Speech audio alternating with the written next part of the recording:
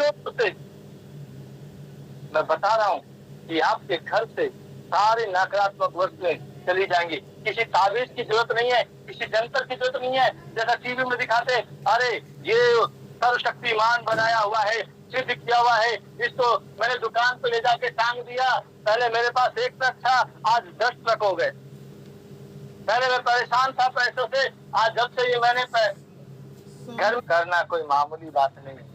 लेकिन अगर मैं वचन पढ़ता हूँ, वचन की उपस्थिति में चलता हूँ, वचन के साथ साथ चलता हूँ, वचन के ऊपर पैर रखकर चलता हूँ, वो मेरे पाँव के लिए जब उजाला बन जाता है तो मैं अपने आप में सिद्ध होना शुरू हो जाता हूँ। मैं सिद्ध होना शुरू हो जाता हूँ, परमेश्वर मुझे सिद्ध करता है। और जब मैं सिद्ध हो जाऊंगा तो परमेश्वर की क्या इच्छा है, पिता की क्या इच्छा है मेरे विषय में, मैं अनुभव से मालूम कर सकता हूँ। बोलो यीशु मसीह की हालेलुया। पढ़े मेरे साथ आमोस की उसी आमोस में 7 अध्याय का 7 और 8 पद। आमोस 7-8।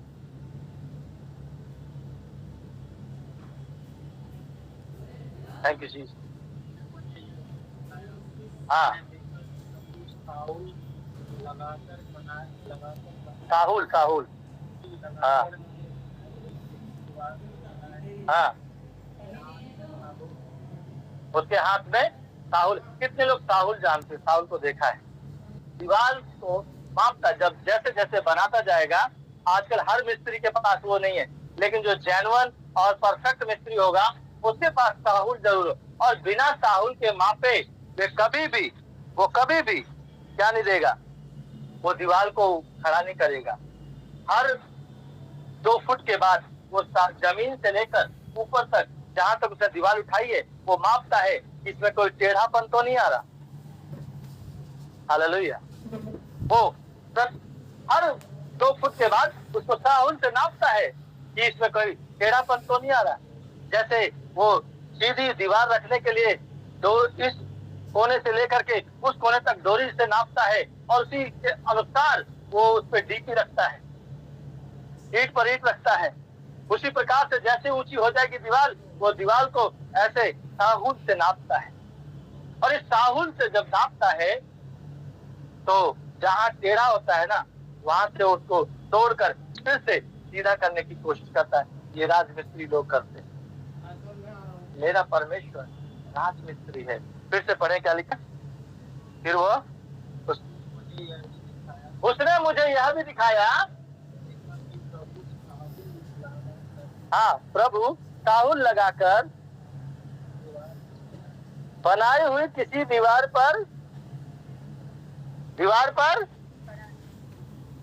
पर खड़ा है और उसके हाथ में क्या है? उसके हाथ में क्या है? क्या है उसके हाथ में? साहुल। हालेलुया। मैं आपको तो साहुल के विषय में थोड़ी सी और बताता हूँ कि किस प्रकार से परमेश्वर मुझे और आपको नापता है।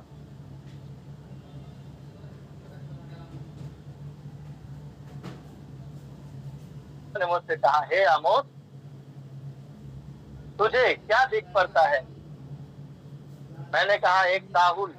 तब परमेश्वर ने कहा, देख, मैं अपनी प्रजा इस्राएल के बीच में साहुल लगाऊंगा। वो आपके जीवन में जितने विश्वासी हैं, जितने उसके बेटे और बेटियां हैं, उनके बीच में, उनके जीवन में वो साहुल लगाकर नापेगा कि आपका जीवन कहाँ पर है मिलती है, आपका जीवन कहाँ पर है, कितना टेढ़ा है और कितना सीधा है। और जहां से कई बार हमारी हड्डियां टूट जाती हैं, ठीक है, हम विश्वास करते, प्रार्थना करते हैं, कई बार हमारी हड्डियां टूट जाती, जहां से प्रभु को लगता है कि ये टेढ़ा है, वहीं से प्रभु तोड़ देता है। 5 और उसका 2 पद। साहुल के विषय में भी राज मिस्त्री की जो फंटी है, वो फंटी उनके पास कहाँ से आई, वो करनी कहाँ से आई? ठीक है, यशायाह 5 2 पद। ठीक है, जितने राजमिस्त्रियों के पास जो औजार है ना, वो सब आपके और मेरे पास जो औजार है वो सब कुछ बाइबल में लिखे हुए हैं। एक एक औजार का, एक एक चीज का नाम लिखा मेरे और आपके एक एक अंग का नाम लिखा हुआ है वहां पर। बाइबल में कुछ भी छिपा के नहीं रखा, ये सब हमारे पास अस्तित्व में है। मोबाइल का, ये ब्लूटूथ का जो कुछ भी था, ये सब कुछ पहले से प्राचीन काल से परमेश्वर ने योजना बना रखी थी कि ऐसा हो। ये अचानक हमारे बीच में नहीं आया, याद रखना बच्चों। टीवी, रेडियो, ये हमारे बीच में अचानक से नहीं आया।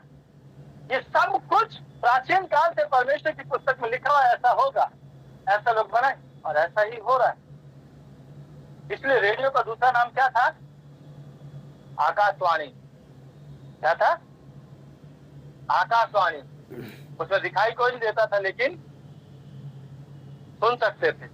हालेलुया। उसी को रेडियो बना, फिर उसके बाद टीवी को बनाया कि जब हम सुन सकते हैं, पढ़ सकते हैं, तो टीवी की तरह हम इसमें देख क्यों नहीं सकते? इसलिए फिर कैमरा फिट, सब कुछ प्रिपेयर्ड है। लेकिन परमेश्वर उचित समय पर सब कुछ करता है। आपके जीवन में अचानक कुछ भी नहीं होता। जितने लोग विश्वास करते हैं यीशु मसीह पर, उनके जीवन में कुछ भी अचानक नहीं होता। सब कुछ प्रिपेयर्ड है परमेश्वर की ओर से। आप जहां थोड़े से बढ़ोगे, अचानक से अपने मन के घमंड में बढ़ोगे, तो परमेश्वर वहीं पे छान देता है। फिर साउल से नापता है, कितना टेढ़ा हो गया था, कितना मैंने इसको तोड़ा है, अब इसको कितना बनाना है। डॉक्टर चाहे कुछ भी कहे हमें कि भैया ये चल नहीं सकता। कल मेरे पास एक भाई का फोन आया, पंकज जी जानते हैं उसको, राम कुमार भी जानते हैं।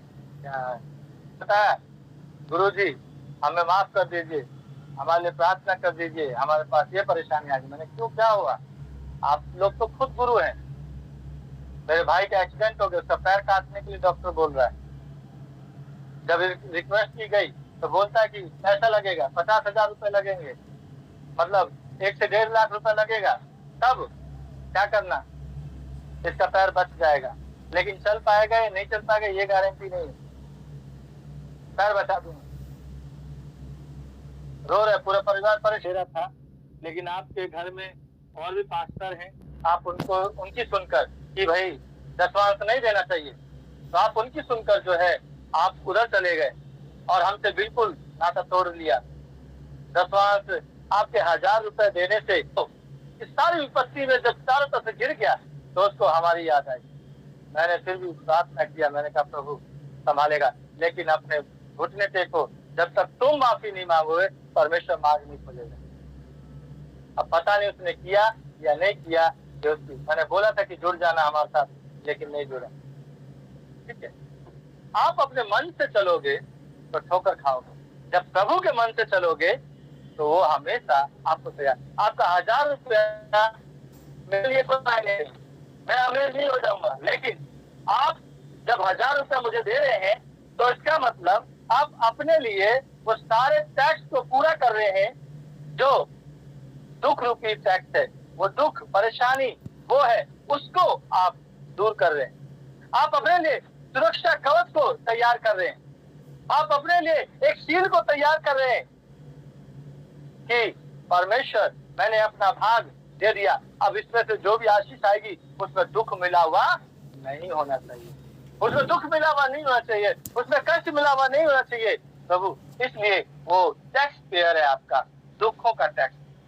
जब आप दे देते हैं, प्रभु आपको शील्ड दे देता है, मोहर लगा के दे देता है कि कल को अगर बहुत बड़ी आशीष भी आ जाए तो आपको कोई हानि ना पहुंचे। बोल प्रभु यीशु मसीह की हालेलुया। एक यशायाह 5:2 पढ़ा, पढ़ो। और उसके पत्थर मिलकर उसमें उत्तम जाति एक दाखलता लगाई।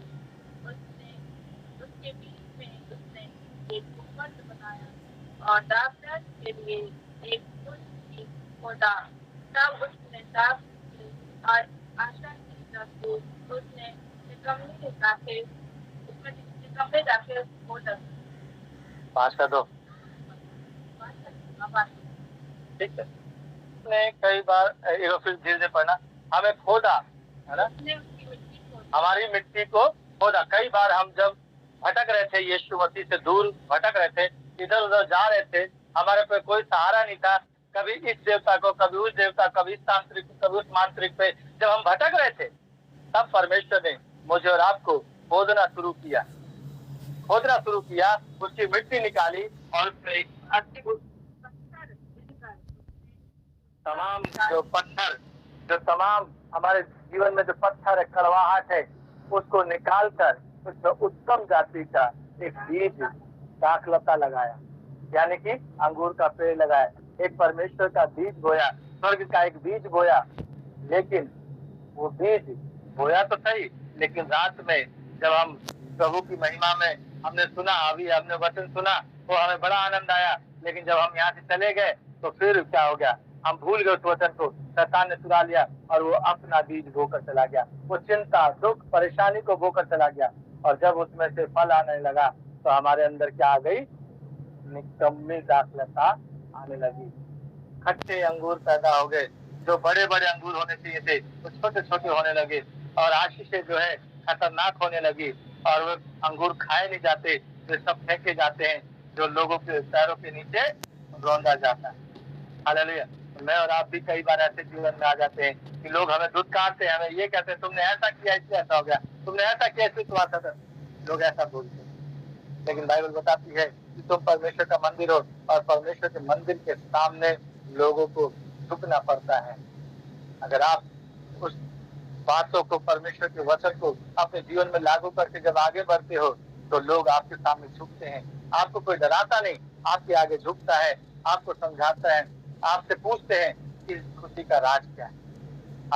होशे 10 का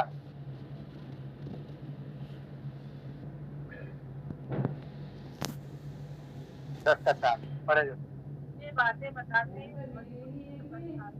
बाजा बांधते कारण के अधिकारियों ने मसूरे की नाई दंड खुले चले। हमें जब आप झूठी कसम खाते हैं, जब आप झूठी शपथ खाते हैं, जब आप झूठ बोलते हैं परमेश्वर के प्रति, है ना, 10वें हिस्से के प्रति और बीज बोने के प्रति, परमेश्वर के वचन के प्रति, कलीसिया में जब आप झूठ बोलते हैं, तब परमेश्वर का वचन आपके जीवन में जो है क्या करता है, वो बोना, शैतान बीज बोता है, जो कौन सा, धतूरे का, है ना, धतूरे का जैसी जड़ जो है आपके जो किनारे हैं उनके बीच में निकलने लगती, खेत के बीच में नहीं निकलती, आपके जीवन में नहीं निकलती, लेकिन किनारों से निकलती है। धतूरे के बीज, धतूरे के पौधे जिसको आप किसी भी प्रकार से यूज नहीं कर सकते, इसको सिर्फ वैद्य यूज कर सकता है, जो जानकार है वही यूज कर सकता है, नहीं तो जो नशेड़ी लोग हैं वे लोग यूज कर सकते हैं। बाकी सबसे बेस्ट दवाई है वो धतूरा।